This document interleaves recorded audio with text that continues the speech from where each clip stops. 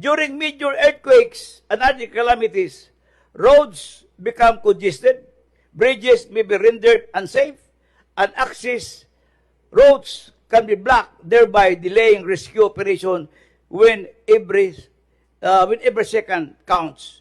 So muna kung nauna-unaan, pwede ba ni nga mga andamta, isang mga ban na lang itong ibuta sa mga strategic areas sa norte, sa south, kaya sa nikis, mga putol andan.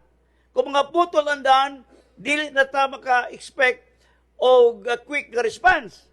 Whereas kung doon na natin mga contender bands, then gitrain na nato itong mga barangays, o mga disaster preparedness, especially sa earthquake, tingali makatabang ni, but I don't know kung naaman ni karon sa atuang part man sa preparasyon sa atuang City Hall.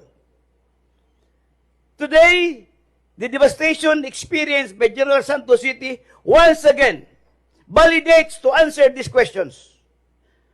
Are our rescue units fully equipped with operational? Ato mga rescue units, na ba ni sila? Kabalo ba ni sila? Kung unsa himuon during, after earthquake. Are our emergency communication system functional?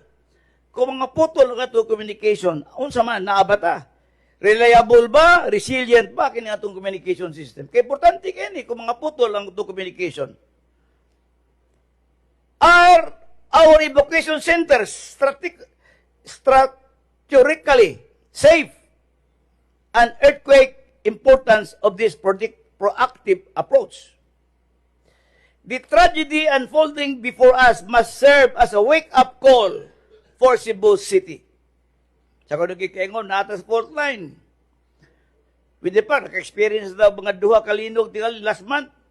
Although nauyog-uyog, piktahan na din, nauyog-uyog na galing ta.